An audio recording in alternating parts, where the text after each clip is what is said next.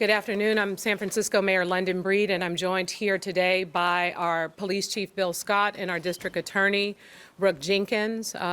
They have the specifics around the events leading to Bob Lee's murder, and I want to just take this opportunity before they come up and provide the details that they are able to share with the public to really thank the San Francisco Police Department and the investigators who worked tirelessly to ensure that this case was handled appropriately. And in fact, to be clear, that every single case involving any homicide or any violence is always brought, the same attention is brought to ensure that justice is served. And working hand in hand with our district attorney has been the incredible work that they've done together to ensure that this case was handled appropriately. And meanwhile, we know that this has been a high-profile case, and there have been a lot of speculation and a lot of things said about our city and crime in this city. But these two leaders have been extremely responsible in their handling of this case, and we appreciate their hard work to ensure that Bob Lee's family receives justice, and anything that happens to anyone in this city receives the same justice. So at this time, I would like to turn it over to Bill Scott to provide you all with an update. Thank you, Mayor, and good morning, everybody. First of all, I'd like to express my deepest condolences to the family and friends of Mr. Robert Lee, known as Bob Lee. I'm going to be brief on the details, but here's a summary and the update. On April 4th, 2023, at approximately 2:30 a.m., San Francisco police officers from Southern Station responded to the 300 block of Main Street for a report of a stabbing. Officers arrived on scene and located the victim, later identified as 43-year-old Robert Lee, suffering from an apparent stab wound. Officers rendered aid and summoned medics to the scene.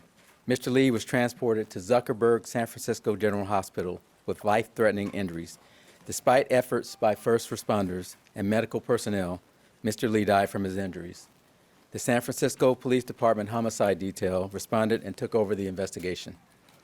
Our homicide investigators developed information that identified the suspect as 38-year-old Nima Momeni of Emeryville, California. We can confirm that Mr. Lee and Mr. Momeni knew each other. However, we will not be able to provide further details at this time regarding the evidence that confirms that information. This morning, members of the San Francisco Police Department's Investigations Bureau and Tactical Unit served several search warrants and an arrest warrant in San Francisco and Emeryville, California. Mr. Momeni was taken into custody without incident in Emeryville, California. He was transported to the San Francisco County Jail and booked on one charge of murder, California Penal Code Section 187A. I'd like to remind everybody that this is still an open and ongoing investigation, and we will not be able to provide further details at this point. Before I turn this over to our district attorney, I want to assure everyone that our investigators have been working tirelessly to make this arrest and bring this case to justice for the Lee family and his loved ones, just as we would for every homicide that occurs in this city. I'd like to thank our homicide investigators, led by Detective Brett Dittmer and Detective Thomas McWilliams. Also Lieutenant Kelvin Sanders and our entire homicide team, who have worked not only on this case, but all of our open cases. You know, I said from the start that I have every confidence in the men and women and the members that work homicide. They have an 85% clearance rate year to date, and that is expected to go to 92% because we just solved a 1994 case yesterday as well. We never give up finding justice for the victims in this city. And I want to make sure that everybody knows how hard the men and women and members of this department work to keep this city safe. With that said, just a reminder We won't be able to provide many details in this case today, but this is an ongoing investigation. We still have work to do, and our job is to provide the best evidence possible to this district attorney and her team so we can bring this case and any other homicide or crime in the city to justice. So with that, I'd like to turn it over to our district attorney, Brooke Jenkins. We'll take questions after. So as you're aware, I am Brooke Jenkins, the district attorney here in San Francisco, and I want to thank you first all for being here. I also want to start off by first acknowledging the pain and anguish that Mr. Lee's family and friends are currently experiencing. There is nothing worse than a parent having to bury their child, or a young child having to bury their parent. My prayers go out to them during this very difficult time. I too want to commend the San Francisco Police Department for their work in identifying who committed this heinous crime. They worked around the clock to solve this case. While in some cases we do immediately have a suspect, that was not the situation here. As a result of their hard work, Mr. Lee's killer has been identified, arrested, and now will be brought to justice. As a former prosecutor in our homicide unit, I have personally worked on cases with the detectives that solved this case. They are dedicated to justice and have further demonstrated their commitment to ensuring that San Franciscans do get justice when something like this happens. I am here today to formally announce the charges against Mr. Nima Momeni for the murder of Bob Lee. The specific charges that we are filing today include murder in violation of Penal Code Section 187, as well as a special allegation also known as an enhancement, alleging that this murder was committed with a knife. As for next steps, as I know you all are eager to follow this case, Mr. Momeni is expected to be arraigned in Department 10 of the Hall of Justice tomorrow afternoon at 1:30 p.m. My office will be filing a motion to detain Mr. Momeni without bail to ensure that he remains in custody during the pendency of this case due to the obvious and severe public safety risks that we believe that he poses to the public. I want to end by saying thank you to Mr. Lee's family and the people of San Francisco for being patient with law enforcement during the course of this investigation. I know that everyone has wanted answers since this tragedy happened. While nothing can heal the pain of Mr. Lee's loss, thank you for putting your trust in the San Francisco Police Department and now in my office to ensure that we seek justice in this case. I acknowledge and understand how the loss of a young, vibrant leader and innovator has rocked our city and even beyond. Since taking office last July, I've worked tirelessly to ensure that San Franciscans not only feel safer, but actually are safer. Even one murder is too many. Regardless of the facts, violent acts like this are jarring to us all. As you already heard, Mr. Lee was murdered by somebody that he knew. While we're not going to release any additional facts at this time, I must point out that reckless and irresponsible statements like those contained in Mr. Musk's tweet that assumed incorrect circumstances about Mr. Lee's death serve to mislead the world in their perceptions of San Francisco and also negatively impact the pursuit of justice for victims of crime as it spreads misinformation at a time when the police are trying to solve a very difficult case. We all should and must do better about not contributing to the spread of such misinformation without having actual facts to underlie the statements that we make. Victims deserve that, and the residents of San Francisco deserve that. While public safety continues to be a top concern and priority for every resident and business owner in San Francisco, I will continue to work with Mayor London Breed and our police chief, Bill Scott, and other city leaders to ensure that public safety in our city continues to improve. I've dedicated the last 8 years of my career to holding some of our city's most violent offenders accountable. And as your district attorney, I promise that my office will continue the fight to enhance public safety and to hold Mr. Lee's killer, as we do all others, accountable. Thank you. going to open up to just a few questions. Annie, go ahead. Oh, I have two questions. First of all, I just wanted to make sure that if we use, is this the suspect? Sorry. You know, see us after, because I have never met the Mr. Momeni, so I can't confirm that in this press conference, but we appreciate the question. How do you link the suspect to the case? What lead did you have? Was there any security footage that you saw this guy and then you hone in on him? How did you find him? Well, Link him to the case? we followed the evidence, and there's a lot of evidence, and again, there's still work to be done on this case, and there's still evidence that we need to locate, so we are very limited in what we need to say at this point. And I want to reemphasize what has been said by me and the district attorney. At the end of the day, we want to make sure that we get justice for the families and Mr. Lee. And I really appreciate everybody's enthusiasm to get information, but we have to put the case first. So we won't be able to go into details about any evidence today. Miguel, go ahead. Chief, what can you tell us about the suspect and the victim's time together before the incident, and how long were you tracking the suspect? Well, the evidence shows that they knew each other, and that's about as much as I can say. You know, this case started over a week ago, and we've been working around the clock since then. So the things will come out as this case proceeds, and particularly when it gets to court. But at this point, that's about as much as I can say. I will say this. We've been on this round the clock from the start. And I just want to make sure that the world knows that we have other homicides that we work just as hard on. I understand and appreciate the interest in this case. That's not lost on any of us. But let's not forget that we have lost other lives in this city, and there's work to be done on those cases as well. Go ahead. Chief, can you say anything about the motive? Was this a targeted killing? Was it an altercation that erupted, a fight, anything about that? Well, can't say anything about the motive at this point. But we do know that they knew each other. The evidence has told us that. Hi, good morning. My name is Riley Palmer, KPIX. My question is, how would you respond to the people who portrayed this death to make San Francisco out to be like a lawless and crime-ridden place?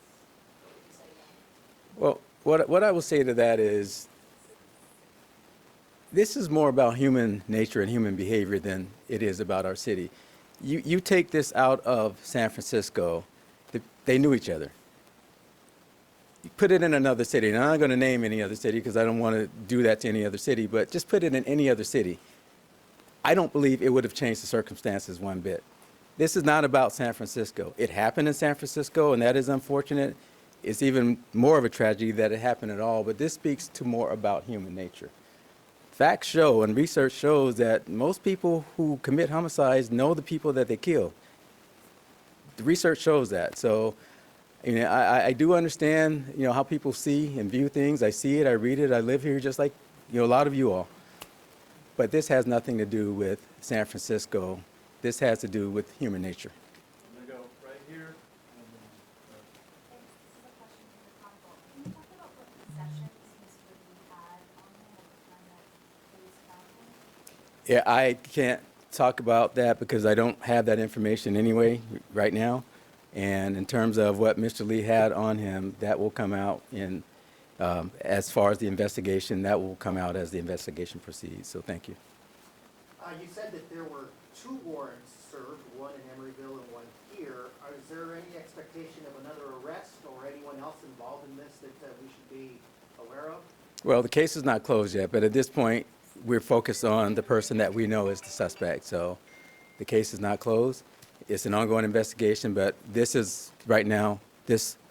Momeni is our focus and a single suspect in this case. Let me just clarify. We served 2 warrants, 2 search warrants in San Francisco, and an arrest warrant and search warrant in Emeryville. Chief, why was the arrest made now? Was there new evidence in the case? How early on did the department know that Mr. Momeni was the suspect? Well, in any investigation, when we get to the point where we're comfortable that we have enough evidence to make the arrest and we're comfortable, this is where working with our district attorney's office really, really matters. You know, and just as an aside, you know, it's not too common where you have a district attorney who prosecuted homicides and a chief of police who has worked homicide, and we understand the nuances with these investigations. We both do. So we appreciate the work that our teams, our respective teams do. But when we work together and we communicate, we know at which point, because we're taking advice from our prosecutors, when we're ready to proceed with an arrest, when we have enough, when they feel comfortable, and I'll let the DA speak to that, comfortable enough that we have a case that we can move forward with. And once that's done, we will make the arrest, and that's what happened in this case. Let me just say this. The police's arrest standard is probable cause. When they hand a case over to my office, the standard is beyond a reasonable doubt.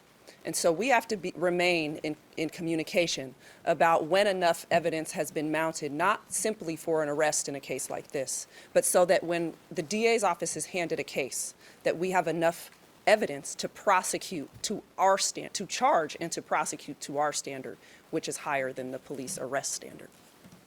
Has he been under surveillance? It sounds like you all knew early on that he was a suspect. What I will say is this. We've said multiple times now that we are not going to discuss any other facts about this investigation. This is still an ongoing investigation. We are not at the end of the road. We are truly at the beginning of the road. My office has to, again, have sufficient evidence to be able to prosecute this case to a jury, which to do that, his department still has more work to do. And so at this time, we would ask that you respect that fact. We have a family who's entitled to justice here in this case, and the only way that can be delivered to them is if we protect the integrity of this ongoing investigation. Chief Scott, Chris Velasco from the Washington Post. We've spoken to people who have indicated that the motivation for the attack was a personal entanglement between Mr. Lee and a member of Mr. Momeni's family. Is that an area of focus in this investigation? Do you have a comment on that? Well, I don't have a comment in terms of confirming that or not confirming that. What I will say is ongoing investigation. We know they knew each other. We know that much, and we've confirmed that. And there's still some work to be done. So what I don't want to do is put out information that's going to come back and haunt us or the prosecution of this case. So I understand how hard that is. I know everybody wants answers, but please be patient with us on this because we definitely we are where we are in terms of the arrest, the filing of charges. There's still more work to be done, though. Thank you. Leanne, go ahead, and we're gonna just take a few more after this. Yeah, Chief, with regard to what you just said, that you treat every homicide case the same way, there was a murder back in June of this year, less than a year ago. His name was Samuel St. Pierre. His parents are from Arizona. You have the make of the vehicle where, you know, the person shot. It was in the marina. His family just wants to hear you say, you know, that you're still, you know, working as hard as possible. I mean, what do you say? That has not been solved yet. And we are, Leanne, we are working as hard as we can on those cases. And, you know, sometimes evidence comes together, and sometimes, you know, we have evidence that we have to continue to develop. We have to continue to corroborate. And every case is different, but we are working on that case. I'm familiar with all cases, but we are working on that case. We don't give up. I mentioned earlier in my comments, you know, we just solved the case from 1994, you know. And look, let me be clear. Every case is not solved. I wish that were the case. I wish that we can solve every case, and we try our best.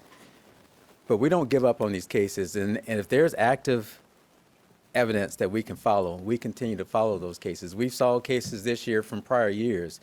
So what I would say to the public is we don't lose hope. Please don't lose hope if your case is still out there. We know some cases go dormant. We've actually invested resources in cold case investigations. We hire retired officers, retired investigators to assist in these cases. We have a cold case unit. And we don't give up on these cases. So if the evidence takes us to an arrest, we definitely will make that arrest. But, you know, with that case, we still have more work to do. And we will do more work. Thank you. Chief, you said you worked around the clock on this. The mayor the other day put more money in your budget. Does it have anything to do with keeping people working so you can get more done and get the case where it is? Well, absolutely it does. You know, Our members work 10 hours a day. And when you have a homicide investigator that basically is spending the night in his office, that's done on overtime. And as you all probably might imagine, the onset and the first, week or so of a case, first couple of days, you're hot on leads. We work very hard. Our folks work very hard. So yes, you can't do that without the resources. And I'm grateful that the mayor put that to the board, and I'm grateful for the board for approving that, because otherwise we can't not do what we do. Most of our homicides, there is a pretty significant amount of overtime that we have to expend. We're working weekends, we're working nights. And then when the trials come, we still have the other cases while we're working with the DAs on the trials. So just think about, these homicide investigators still have other cases that they have to deal with. So yes, to answer your question, those resources are absolutely vital. Let's make no mistake about it. Absolutely vital. All right, we need two more, right here in the record. Chief, was a murder weapon recovered, and if so, where? Can't disclose, and again, the facts will come out, but we are confident in the evidence that we have found so far. And that's really limited to what I can say now, because we do still have work to do on this case. Even though we had enough to arrest in the file, as the district attorney and I have said, we still have work to do. Last one, right here. Question for the district attorney, please. You've spoken to this incident in the narrative of San Francisco as a lawless place, which you described, and we're all dealing with that narrative. Maybe I'm mistaken, I thought there was a tweet from your office describing this as random or something to that effect.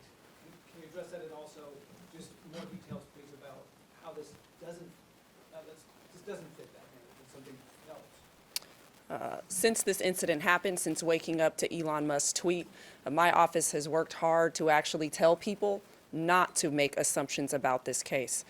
We knew nothing about the facts of this case immediately after it happened.